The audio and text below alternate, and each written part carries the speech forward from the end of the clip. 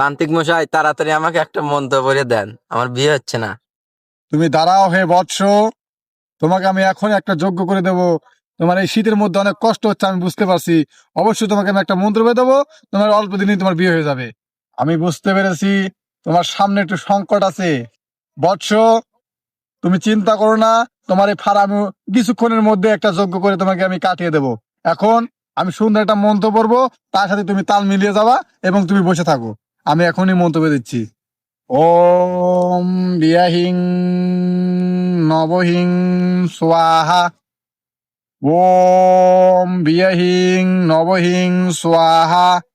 বিয়ে ফারাহিং বিয়ে কাটাহিং বিয়ে নবহিং স্বাহা। বিং গ্রিং রিং স্বাহা। ওম বিয়াহিং নবহিং স্বাহা। ওম অগ্নিহীন স্বাহা। ওম বিয়া নবহিং স্বাহা। আয় জিন, আমার এই বৎসকে তুই বিয়ের ব্যবস্থা করে দে, এবং এই শীতের মধ্যে আমার বৎস সহ্য করতে পারতেছে না। সব জিন এসে মিলে সব একটা মেয়ে তোরা পছন্দ করে দে, আমার বৎসকে তারা তো বিয়ে করতে পারে। হুম। বাবা, আপনি আমাকে অনেক বড় উপকার করে করে দিলেন বাবা।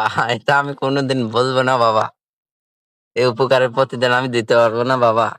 বৎস, তুমি এটা কখনোই বলতে পারো না এটা উপকার না। এটা আমি সিঙ্গেল ছেলের মনের ব্যথা বুঝি, কারণ আমি নিজেও বিয়ে করি নাই।